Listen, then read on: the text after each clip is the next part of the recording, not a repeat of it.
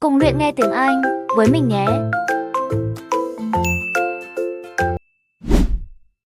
Track 1. Okay, so you've got a few minutes to discuss with your partner. So, as far as I know, the main similarity between Mars and Earth is that they can both support human life. Yeah, but do we know that's actually true? I mean, Mars is much colder than Earth, isn't it? It says here it's about minus 55 degrees most of the time, whereas on Earth, only places like Antarctica get that cold. True. Well then, I suppose you could say both planets are a similar distance from the Sun. No way! Mars is much further away. It says here it's about 228 million kilometers, while Earth is about 150 million. Yes, but in space that's not that far. Jupiter is like almost 780 million kilometres. That's why we use astronomical units when we talk about distance in space. Earth is 1 astronomical unit from the Sun, and Mars is 1.3. The difference doesn't sound so big when you look at it that way. I see what you mean. Jupiter is 5.2 astronomical units, so I guess you're right. What other similarities are there between the two planets? Let's see. Not the colour, obviously. Yeah, Earth is called the blue planet, and Mars is called the red planet for pretty obvious reasons. Their sizes are pretty different. Mars is about half the size of Earth. What about this? It looks like the days on both planets are almost the same length. Earth's day is 24 hours, but Mars's is about half an hour longer. You're right. Okay. Any other things they both share? I suppose you could say they have water in common. Could you? How? Well, Earth is 70% water, and Mars probably had huge oceans in the past. It's just that most of the water there now is probably frozen. Ah, I see. I don't think we can say the air is the same, though. Most of Earth's air is nitrogen and oxygen. But Mars doesn't really have air, not compared with Earth. It's got about 1% as much air as Earth. Right, and it's mostly carbon dioxide. Gravity is another difference. I didn't know this, but Mars has higher gravity than the Moon. But it's much less than on Earth, of course.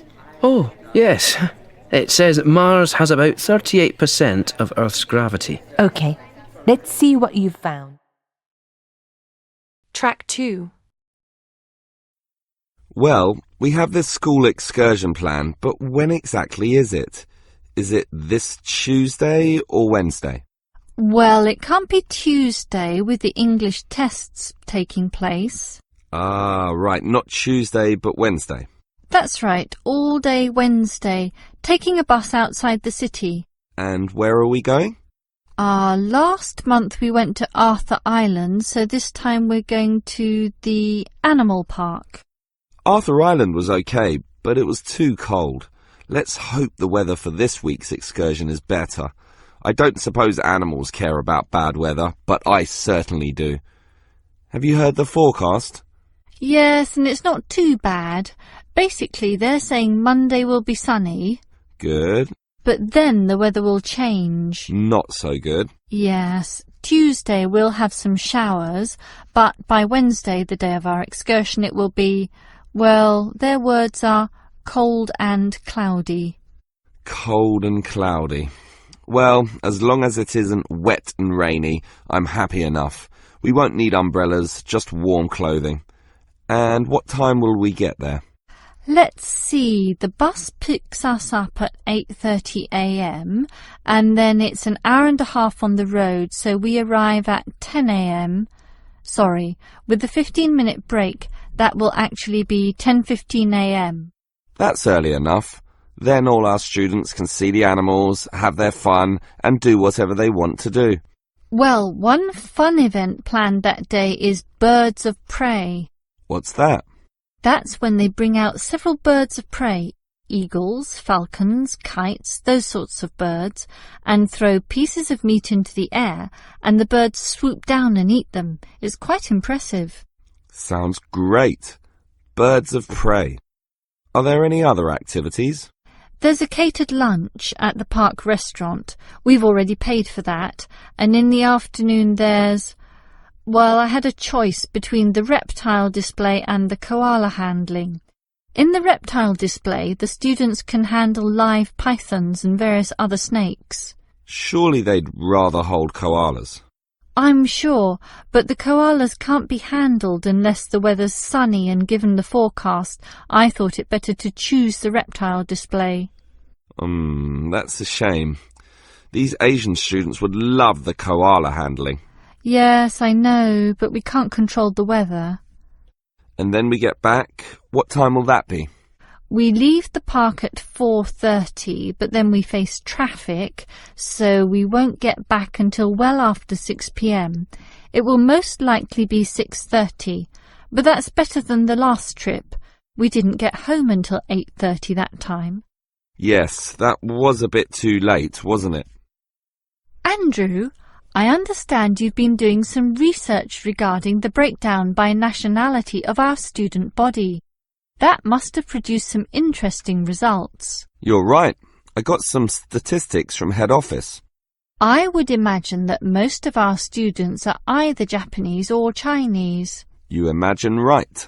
But it's the Chinese who constitute the majority, but only just. I had thought Koreans might be second, but it's actually the Japanese, quite close behind. It's somewhat surprising, but obviously all those study tours that our university markets in Japan are bringing in students. What's the breakdown exactly? Japanese are a quarter of the whole, which is considerable. Last year they were only 16%, so that market has grown nicely. The only other proportions of some weight are the Indonesians and Koreans, about the same. Indonesians at 15% and the Koreans are a little higher, not like last year when they were less than 10%. I thought we'd have more Indonesians than Koreans. Well, as I said, they're about the same. Just like the Saudi and Thai student numbers, almost the same also, both just under 10. Which one is bigger? Thai students number just a fraction more. As for the other nationalities, collectively they're only 3%, so it wasn't worth giving each of them a separate category. I just grouped them under other. That's Vietnamese, South American, a couple of Russians, and so on. Track 3. Hi Liz, how do you feel about starting university here? A little bit nervous, but I'm confident I can handle it. This orientation program seems like it will help us a lot. Sure. I'm looking at the timetable here myself. It seems that there are choices available. I can see. So, what are you going to do Monday afternoon? In the morning we all have the opening lecture, but it looks like we have a choice later that day, as you said. Well, the careers lecture might be helpful, but I am interested in the uni tour. It's probably too early to be thinking of careers now anyway, and I want to know what's what at this new university, so I'm doing the tour. All right, I'll come along with you. Might learn something interesting. After all, we haven't seen much of this place yet, and we will be spending 4 years here. Tuesday is another full day too. In the afternoon there's a lecture about study skills, but that morning offers another choice. Library tour or student union induction? What do you think? I think the student union is very important, but we can go there any time, right? So we should take advantage of the library tour while it's being offered. Maybe the week after, you and I can go to the student union. Library it is then. Now, Wednesday has a free session in the morning, but after lunch there's a choice between visiting the computer lab or attending a lecture on our legal rights. Well, law and rights are important, but computers are the basis of everything these days, so I'm going to the computer lab. Don't you think knowing our legal rights is equally, if not more important? We live in a very litigious and complex society now. Sure, but it's something we can pick up later, so let's leave that one out. Okay. Let me see the timetable. Thursday is a free day, and the week winds up with some celebrations on Friday afternoon. It looks like a fun choice too. There's either a barbecue on the main lawn or the dance. I never pass up the chance to eat something. What about you? If I can get a free meal, I'll take it any day, and I'm not good at dancing anyway.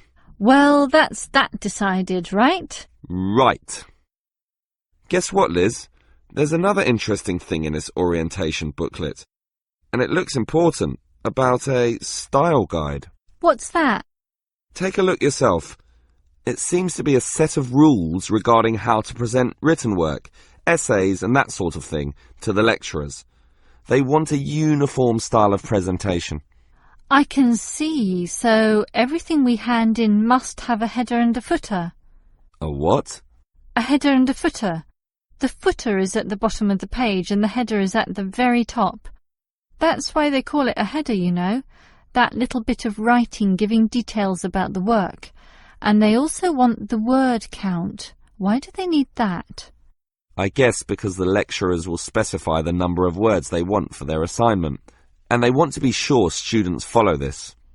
And even the heading on the page has to be a specific dimension, 16 points and bold print and underlined.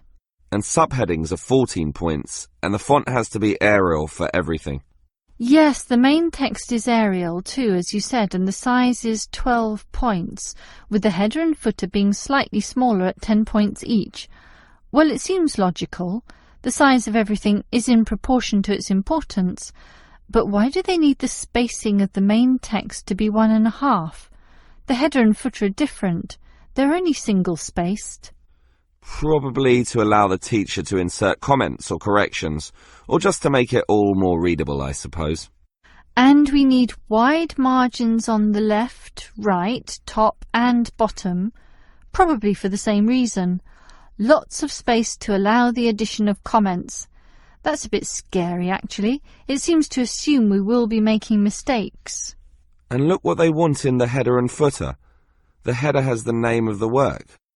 Not the name of the teacher? No, the work, but surely the teacher's name must go somewhere. Ah, here it is. It goes in the footer. OK, I'd say this is all logical. If a page is lost, say falls to the floor, then with all this information it can always be traced back to the teacher involved. Right. As you say, all very logical. Track 4. Most of us are familiar with a local park. We spend time there, play there, and have some of our best memories in these places. But what is a park? Basically, it can be defined as a natural, or at least semi-natural, piece of land, planted with a variety of trees, bushes and flowers, protected and reserved for the enjoyment of all citizens. There are usually regulations about the sorts of behaviour that can take place within. And sometimes there are facilities such as children's playgrounds or fields for ball games and other sorts of activities. For this reason, if there is grass, it is kept short, and this also discourages the breeding of insect pests. A well-maintained park actually needs a lot of people to look after it, and more so if the park showcases special plants, flowers or trees, in which case it is called a botanic garden. In complete contrast, if the park is big and remote enough, it is sometimes designated as a wilderness park, to be left completely alone and untouched, protected from all development in order to allow wild species, both plant and animal, to live undisturbed. But it is the urban park, the sort of park that most people are familiar with, that I want to talk about now. These preserve natural landscapes for the pleasure of the urban population, most commonly just for passive recreation. In other words, allowing people just to observe the trees and lie in the grass, and such passive recreation is certainly needed. Continuing on the subject of parks, it might surprise you to know that once there were none. 1,000 years ago, there was no need, since there were already extensive open spaces, forests and wilderness surrounding most cities and towns, for example in Europe. These dark, dank forests were large and even dangerous, full of wild animals and with the potentially fatal result of getting lost. Hence, fairy tales evolved about witches living in these areas and the wolves and bears which could threaten young children. However, with the rapidly increasing human population, the original wilderness and natural open spaces were intruded upon. Forests were cut down as population spread, and with them, urban pollution and further deforestation. But it was only with the advent of the Industrial Revolution that people realized natural areas needed to be preserved to give the populace access to the sort of nature that was fast disappearing due to the uncontrolled development and demand for resources. The first park expressly designed for that purpose is usually considered to be Prince's Park in Liverpool. This was in 1841 on land donated to the public by a rich iron merchant. With such a generous donation, worth about £50,000, the council decided to invest £5,000 of its own money in making it look good. Consequently, they hired a landscape designer, Joseph Paxton, who designed twisting turning pathways among shade-giving trees, all based around a central lake. In many ways, it became the prototype for all later large parks, including the famous Central Park in New York. But if we were to pick the park that most people are familiar with, it would be the much smaller neighborhood park. These can be tiny, but by being in the midst of extensive development and dense populations, they are increasingly seen as a refuge where one can get a glimpse of true nature.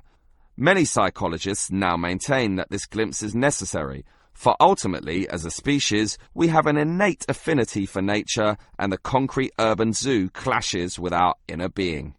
This has seen the rejuvenation of many urban parks that were once left to decay, for example, in New York or London, and indeed some cities such as Melbourne are known all over the world for their abundance of carefully maintained parks, including a world-famous botanic garden.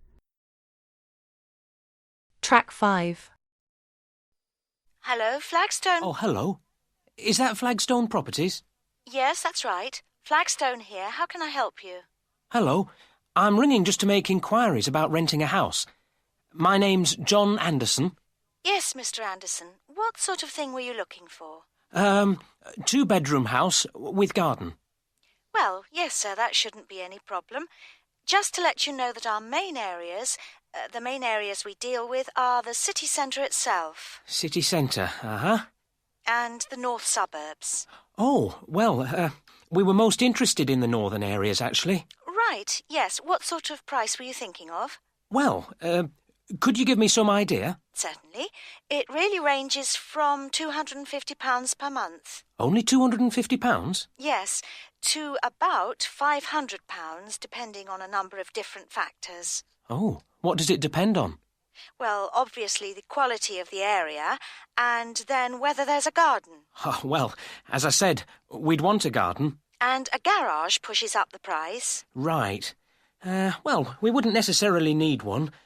I think about £350 a month would be our limit. OK. Well, would you like to have a look at a couple of properties, sir? Yes, that'd be great. Looking at our files, I think we've got 2 which might suit you. Oh, hang on. I'll just get a pen. Right. OK, well, there's one on West Park Road, which is £325 a month. Uh-huh. Are the bills included? Well, that one just includes the water bill. OK, right. And the second house is in Tithe Road. I'll just spell that for you, OK? Yep. Tithe Road. Yeah, got that. And how much is that one?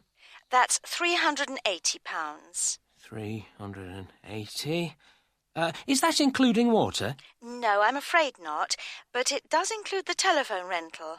Oh, well, that's not too bad then. So when would you be available to see them?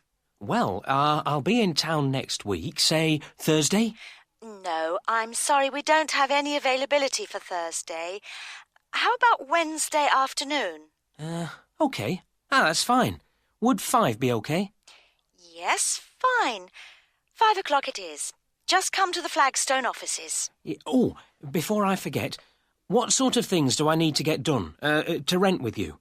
Well, the most important thing is a letter from your bank. No problem.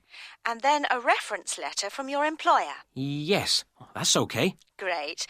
And then we would need you to give 2 weeks' notice of moving in. Right, 2 weeks' notice.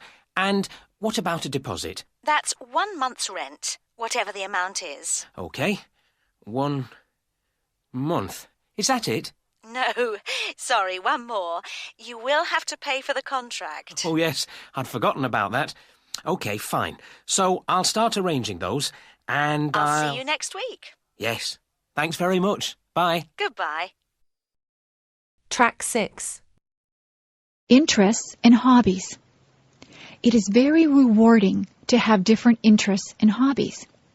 Some people like to play computer games. Other people spend a lot of time watching television. There are people who would rather watch movies. Some people prefer more physical things. They would rather play a sport, like baseball, hockey, or basketball. Some people do exercises at a gym, or they just go for walks. There are many ways to exercise. They can ride a bicycle or lift weights. There are people who like to collect things. They can collect all kinds of different things.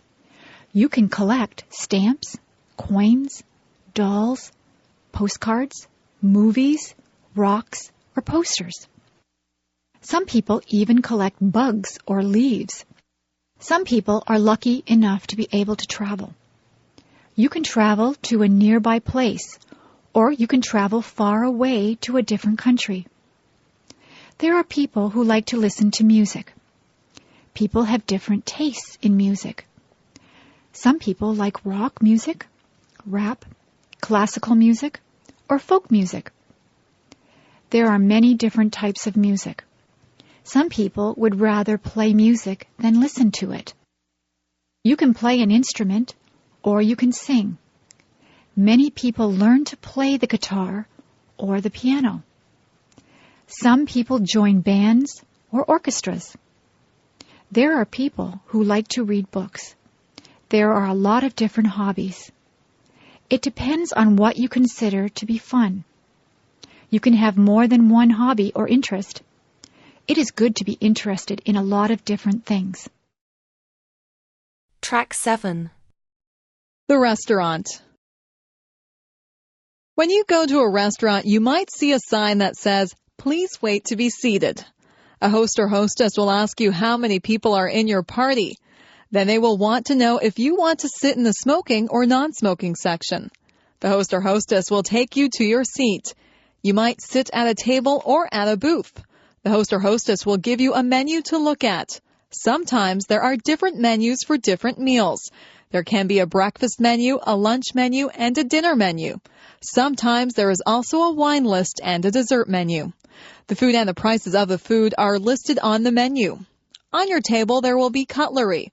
Cutlery is the knives, forks, and spoons. There will also be a napkin. You are supposed to put your napkin on your lap when you eat. Your waiter or waitress will take your order. You might want an appetizer before your meal. Some people want a salad or soup before their meal. After your meal, you might have a dessert or tea or coffee. When it is time to go, you will pay your bill and leave a tip for the waiter or waitress. Track 8. If you were in an orchestra, what would you play? Would you play a tuba, a trumpet, or a saxophone? Perhaps you would prefer a stringed instrument like a violin or a cello. Maybe you would enjoy percussion more. You could play the kettle drum. There are instruments that have keyboards. A piano and an organ have keyboards. There are instruments that have strings on them. A guitar, banjo, and mandolin have strings on them.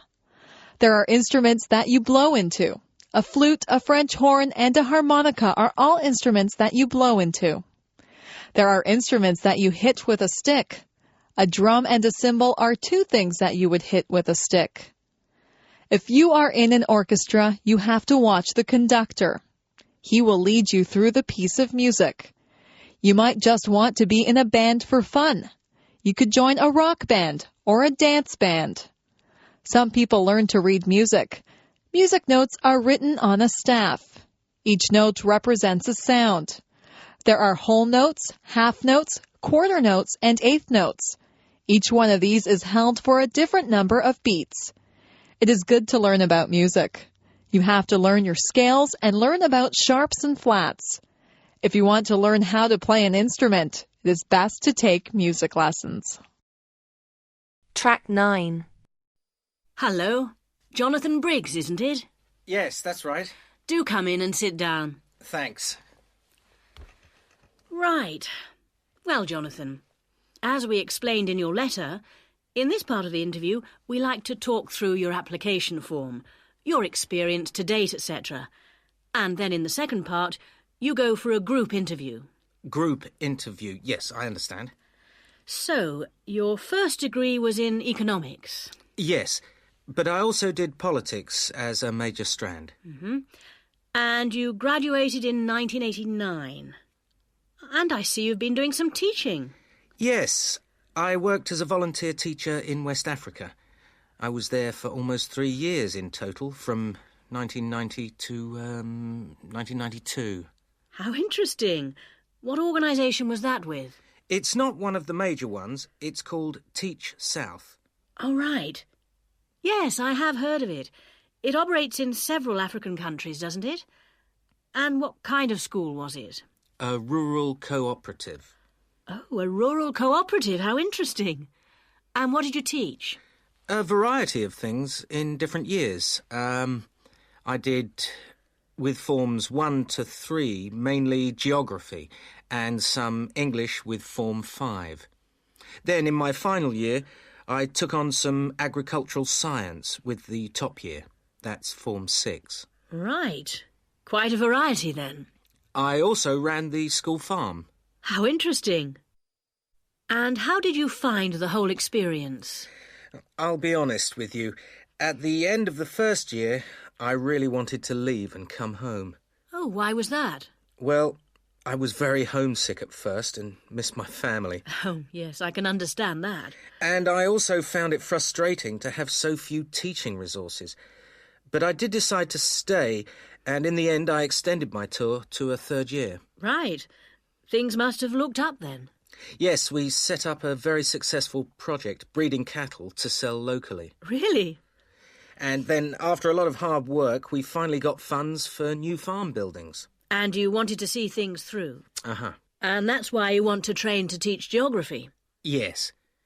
I've had a couple of jobs since then, but I now realise I like teaching best. And I chose geography because it's my favourite subject. And also because I think it has so many useful applications. Well, you certainly have had some interesting work experience. I'll ask you now to go on to the next stage of the interview. Track 10. Sorry to keep you waiting. Well, firstly, let me give you this booklet. It tells you a bit more about the school, the courses, and the social activities we offer. Now, on the first page, there's an outline of this morning's activities. There, you see. The programme starts at 10 o'clock. Try not to be late, as it's a very full day. At 10 o'clock, all the new students will gather in the main hall to meet the principal and the rest of the staff. In fact, you spend most of the morning in the main hall. Where's that? I'll show you in a minute. Just let me quickly run through this morning's events first, and then I'll explain how to get there. Yes, OK. Right, where were we? Yes, so the principal's talk will last about 15 minutes, and then the Director of Studies will talk to you for half an hour about the courses and the different requirements for each. After that, the Student Advisor will tell you about the various services and activities we offer to students. Any questions? So, all of this is in the main hall? That's right. And then you'll go next door to classroom 5 at 11 o'clock. What happens there? You'll have a test. Test? I don't like the sound of that. What sort of test? Oh, it's nothing to worry about. It's just a placement test to help us find your level of English so that we can put you in the right class. It won't last long. But how do I find the main hall? Right. If you look on the back of the booklet I gave you, you'll see a map of the school. Let me show you. Look, you came in through the main entrance here, and now we're here at reception. Now, to get to the main hall, you walk on to the end of this corridor in front of you, and then you turn left. Walk along past the language laboratory, and then past the library, which is next to the language lab on the same side, and facing you is the main hall at the end of the corridor. You can't miss it. So it's next to the library, in fact? Yes, that's right. I should be able to find that.